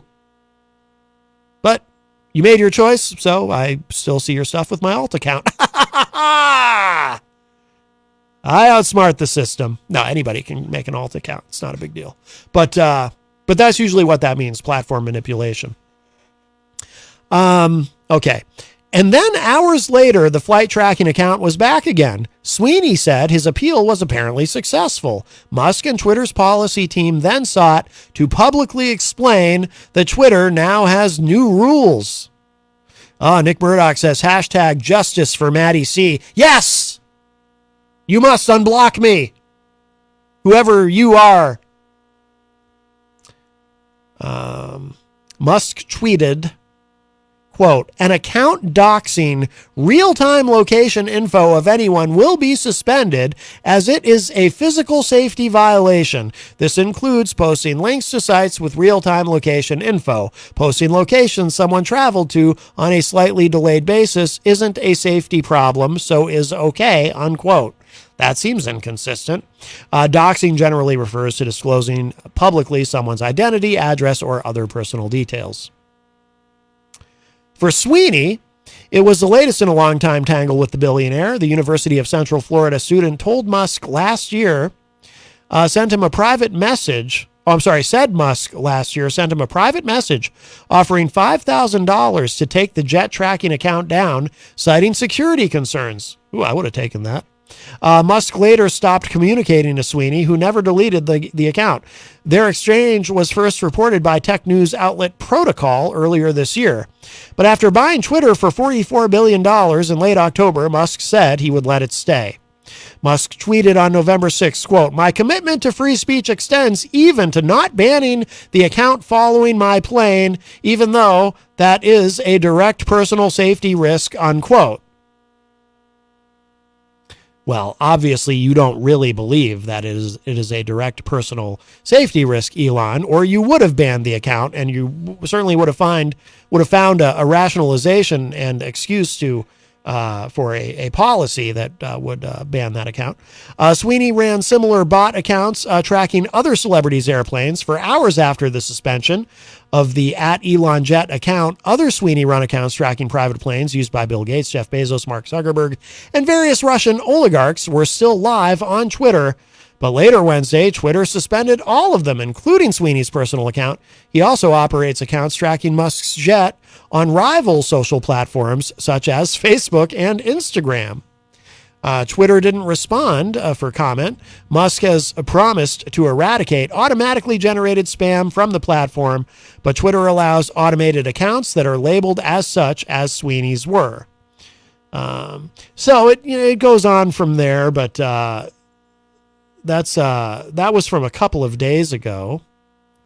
And then now he has begun to ban journalists. And this is where people are really beginning to sound the alarm. Let's see. The AP is reporting journalist suspensions widen rift between Twitter and media. It says Elon Musk's abrupt suspension of several journalists who cover Twitter widens a growing rift between the social media site and media organizations that have used the platform to build their audiences. Individual reporters with the New York Times, the Washington Post, CNN, Voice of America, and other news agencies saw their accounts go dark yesterday. The suspensions continued today with the account of a Business Insider columnist who published a series of articles between 2018 and 2021 highlighting what she called dangerous Tesla manufacturing shortcomings. Many advertisers abandoned Twitter over content moderation questions after Musk acquired it in October, and he now risks a rupture with media organizations, which are among the most active on the platform. The company has not explained why the accounts were taken down, but Musk took to Twitter yesterday night to accuse journalists of sharing private information about his whereabouts. Oh, he's back to that, which he described as basically assassination coordinates. He provided no evidence for that claim. Is he losing his mind a little bit, maybe? Business Insider's Lynette Lopez told the AP that she was given no explanation for her suspension. Shortly before being suspended, she said she had posted court-related documents to Twitter that included a 2018 Musk email address. That address is not current, Lopez said, because he changes his email every 4 weeks. On Tuesday, she posted a 2019 story about Tesla troubles, commenting, quote, "Now, just like them, most of Elon Musk's wounds are self-inflicted," unquote. Well, I bet he didn't like that. The same day, she cited reports that Musk was reneging on severance for laid-off Twitter employees. Oh, God, that's not good. He offered them 90 days of severance. Now he's not following through on that? That's not good. I said at the time I would have taken that deal. He's threatening workers who talk to the press and refusing to make rent payments. Lopez described his actions as, quote, "classic Elon going for broke behavior," unquote. Alarm over the suspensions extended beyond media circles to the UN, which was reconsidering its involvement in Twitter. Oh my goodness. The move sets, quote, "a dangerous precedent at a time when journalists all over the world are facing censorship, physical threats, and even worse," unquote, a UN spokesman said. The reporter's suspensions followed Musk's decision Wednesday to permanently ban an account that we already talked about that, the jet tracking. which again is publicly available information. Several of the reporters suspended yesterday had been writing about the new policy and Musk's rationale for imposing it, which involved his allegations about a stalking incident he said affected his family Tuesday night in L.A. The official account for Mastodon, a decentralized social network billed as an alternative to Twitter, was also banned. The reason was unclear, though it had tweeted about the jet tracking account. Musk tweeted yesterday, quote, "Same doxing rules apply to journalists as to everyone else. Criticizing me all day long is totally fine, but doxing my real-time location and endangering my family is not," unquote. Wow, he's really stuck on that. Our friend Rob Azevedo has joined us on the couch. Hello, Rob. Hello, Matt. Are you on Twitter, by the way? By any chance? I watch it. I mean, I'm on there. I'm a voyeur, though. I don't post anything. Yes. I like it. Everybody likes to play until the play gets a little rough. Huh? Oh, yeah. That's where you find out what they're made of. Elon's got some thin skin here. He looks... Elon, man. I'm burned out on Elon. Yeah. You know? I don't know. Isn't he going to burn down this social forum? I have no idea how he saves it. Because my feed is filled with him now.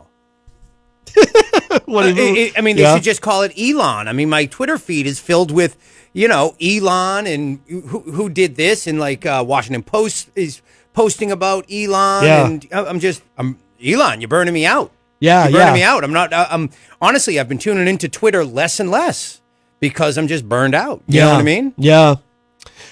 Crystal in the chat says Musk supposedly took the Jet account down, and journalists who shared it because someone threatened his kid because of what was posted. Wow. Well, I can see why that would bother him, but again, it is publicly available information.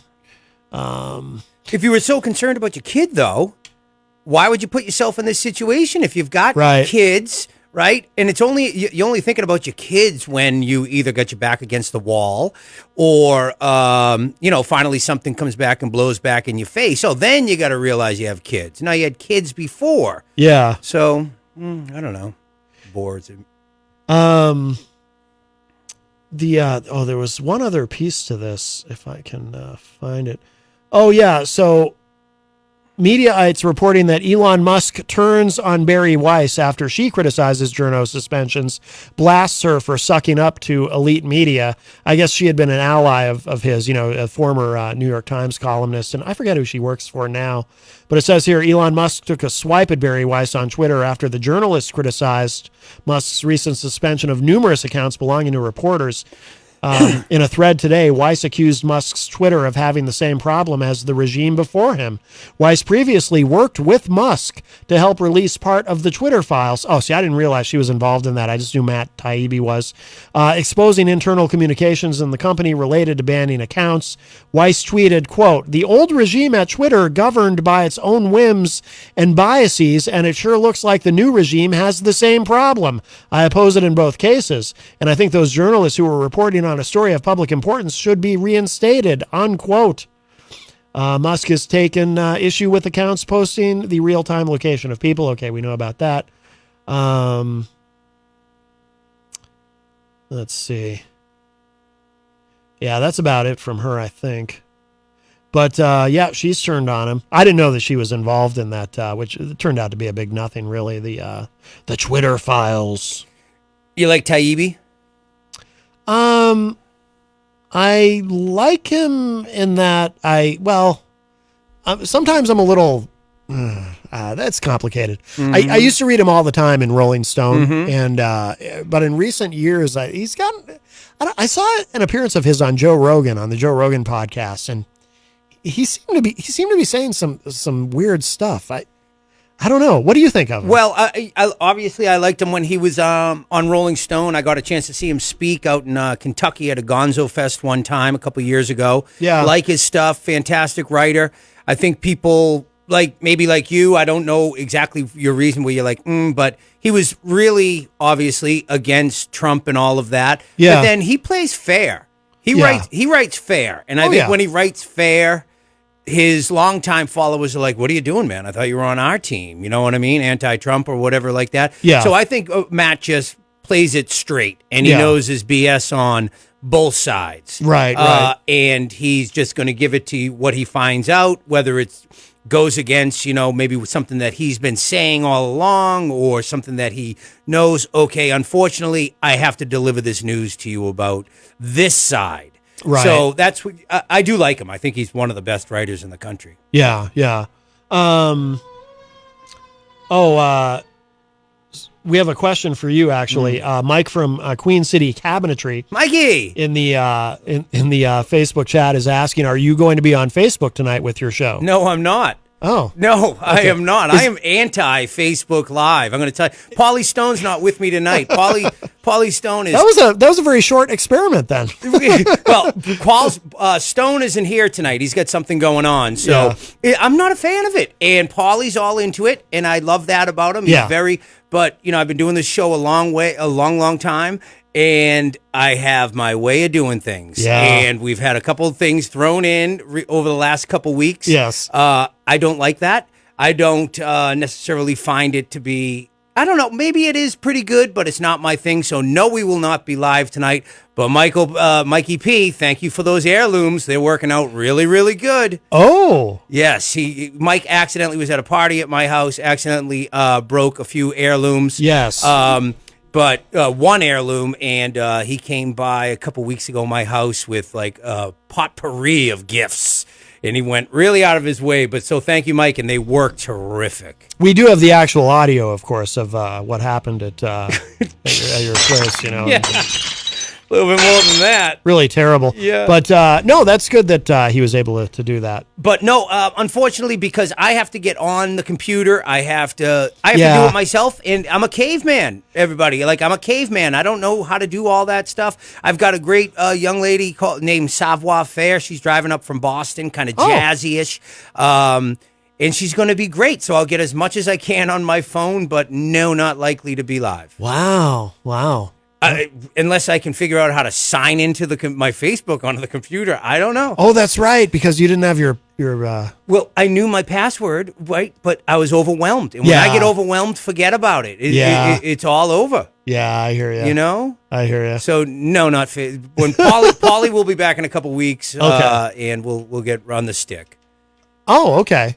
Oh, so he's going. So it'll be on his Facebook It'll be when he's on his when he's face, back. Yes. Gotcha. I got to catch up with the times, but I really don't want to. Well, you can always stream the audio of the show at WMNHradio.org. Yes. 95.3. That's right. And did I hear is Retro Spectrum back tonight? Yes, we are back tonight. Good, good. And Gonzo's going to be joining us. It'll be his first appearance on the program. Oh, he's a good man. Absolutely. Absolutely. Scott Robinson said in the chat, my feed is filled with soft porn, and I don't know why. I don't use Twitter. Mine is too. Oh, good. All right. Well, I know why. Did you, by the way, did you purchase a $99 Trump EFT? Was that just the greatest? Was that just the greatest, man? I mean, is there anybody as divorced from reality than that nitwit? I mean, I don't know. They sold out in a day. Who? Says who they sold out. Well, that's a good point. Right. Who said they sold out? Yeah, he sold 45,000 trinkets of junk. Right. There's a guy. Well, I watch Lawrence O'Donnell at 11 o'clock or 10 o'clock on MSNBC, and he had a great thing. He's like, that man hates himself so much.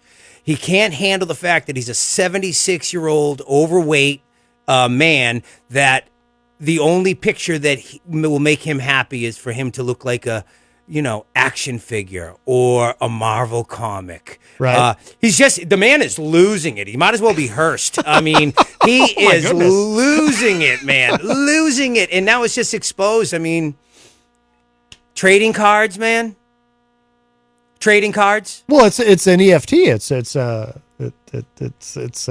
cool. It's like it's the hip new thing. Yeah. Really? Trading cards have okay. It's like a JPEG. You buy a JPEG of his image with the lasers. Right. Yeah, people pay a lot of money. You know what's funny is people used to pay a lot for snake oil too, thinking that was going to sell. There's your snake oil salesman at his finest.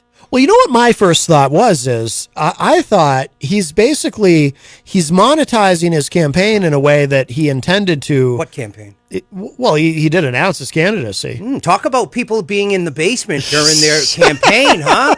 Yeah. Well, so now, he's got some documents to keep guard of in his basement at Mar-a-Lago. Maddie, I'm telling you, I feel like if you speak of Trump outside, like politically wise, he's dead. It's over. You think so? It's over. It is over. There's growing the only thing that interests me about Trump is how many times he's going to stand in front of a federal judge, how many times he will literally get arrested, because he's going to stand in front of a federal judge as a 76, 77, whether he's 78 at that point, I don't know. But that is almost a given thing. Talking about him politically as a candidate is never happening, dude. It is over, Donnie boy. See, I've been skeptical of that, but now I'm starting to shift myself as I see there was a poll I was actually talking about it early in the week that showed Ron DeSantis, who hasn't even announced anything, over Trump by 23%. I'm not against DeSantis. Yeah, I don't. There's a great example of like, I just hate Trump, right? I don't hate Republicans. I don't hate MAGA people or anything like that. I hate this idiot, and I've hated him since the 80s, since I was a kid following my mother around. Oh, really? Yeah. Oh, I mean, does anybody forget that you were a child, and every time a child from the 80s, and whenever you were walking through a supermarket with your mother and going through the payout line, you just turned to your left and there was a magazine there with that loser's face on it doing some loser act, right? And I've always remembered that. Yeah. But now all of a sudden he's, I don't know, obviously I'm not a fan, right? Yeah. But you know what I'm loving now? People aren't referring to him in certain circles as former President Trump or even President Trump. Now he's just Trump. Mm-hmm. Just Trump. Trump did this. Trump did that, and that must drive him crazy. My dad is calling. Oh boy. Hey, Dad. We're almost out of time, so we got to go quick. But what's up? I'm nervous. Okay, I'll try to be quick. I was going to do 3 quick things. Is Rob there with you already? Rob, he left. Oh, I'm sorry. No, he's right. Anyway, he's kidding. We had some good radio on Veterans Day. I'll tell you that. Dad, Rob is here. He was kidding. Oh my God, Rob! Hey, great post, Rob. I want to say that. Listen, for both of you, I have one more Christmas song that just is one of my favorites. It's called "Christmas in Killarney." Do you know that one? By the Ruffians. I'll stop with that. But I recommend that. Then, Matt, there is a Christmas song I used to sing to you, a secular Christmas song. And I memorized I could still sing it, so I'm going to sing it right now. No, I'm just kidding. But it's Jingle Bells. Here's a trivia question for you. You don't have to answer it right now, but sure. For the audience. What famous actor co-wrote that song? Oh. An actor whom I have met. Now, the second one is this, Maddie. Remember, as time goes by, you must remember that. I remember, yes. So, every night, with the younger kids, too. So here's the thing. The question is, Rob, here we go. What famous movie is that famous song, one of my favorites, from? Well, you don't have to answer it right now, but think about it. Give me the years, now, the third like thing, 70s, 80s. Go ahead. Do you know the answer? I don't. Was it the 70s, the 80s? I'm just trying to... Oh, I'm sorry, Rob. I didn't hear you there. This movie is one of my favorites. It's a 1942 famous award-winning movie. It's on the tip of my tongue. I don't know. Is it Casablanca? Humphrey Bogart is the main actor. It's a great cast. Ingrid Bergman is in that. Casablanca. Casablanca is it? You guys, worked. That was good, guys. You worked as a team, I think. Nick Murdoch in the chat room got it. Oh, Nick! And, good job, Nick. Stephen Philbrook. So the actor was, I'll give you a big hint, was a cowboy. Now I want to get just one final thing, Matt and Rob, quickly on the news. I picked up yesterday that there is a senior CIA former worker You know, I'm not a big fan of the big state. I get that right out front. And a scholar who would not, did not want to be disclosed, but Biden, rather than dancing with a drag queen in the White House, distracting us. I wish you'd get on top of these things. But I disagree with Trump and Pompeo on this too, Matt. In 1992, there was a bipartisan vote, and you guys are aware of this, I'm sure, in the Senate and then in Congress. 25 more years, guys, and then get every document that the CIA has out to the American public and the world. Mm-hmm. Doesn't that make sense? That's a law. Yeah. Normally. And yet Trump and Pompeo, this is where I disagree with Trump. You know, I'm a big... yeah. I know where you're going, though. JFK? You know where I'm going? Yeah. So here's the deal. This guy from the CIA said the CIA was involved. Now, he couldn't, elaborate on that because of fear, of course. Yeah. But there are 4,000 plus documents that Biden just said, no way, we're not going to release them. Yeah. Even though he agreed himself, he's on tape somewhere saying this, in 92, to release them in 25 years to the public. Yeah. So we could see what's happening. Yeah. Guys, that's a big story. Is you know that what the I mean? CIA about the assassination? Yeah. Yes. Oh, I believe there was more than one. I don't think it was just Lee Harvey, right? Does anybody? I agree with you. He might have been the only shooter, guys, at that moment. Yeah. But he was set up. He was set up through the CIA. I'm absolutely convinced of that. They could come knocking on my door. I'm ready to fight. I'm telling you, this is horrible. And I'm critical of Biden. We disagree on that one.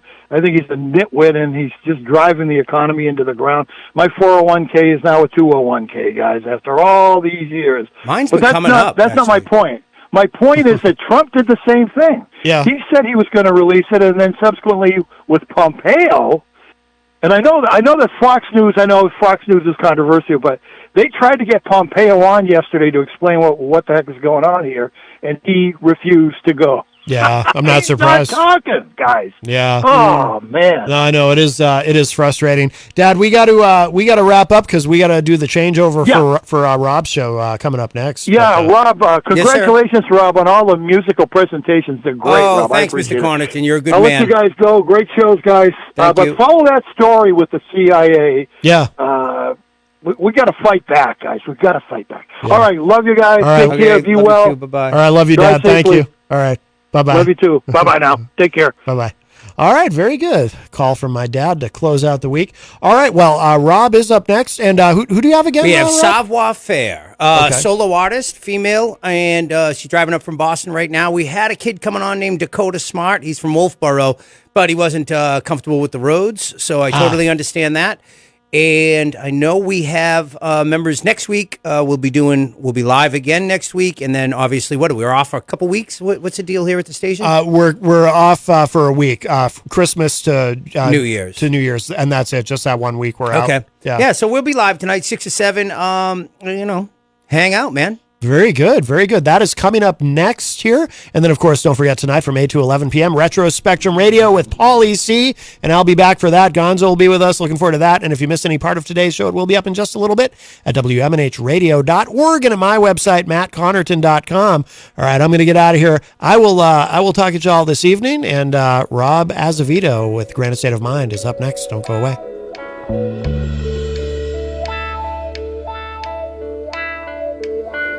Bye.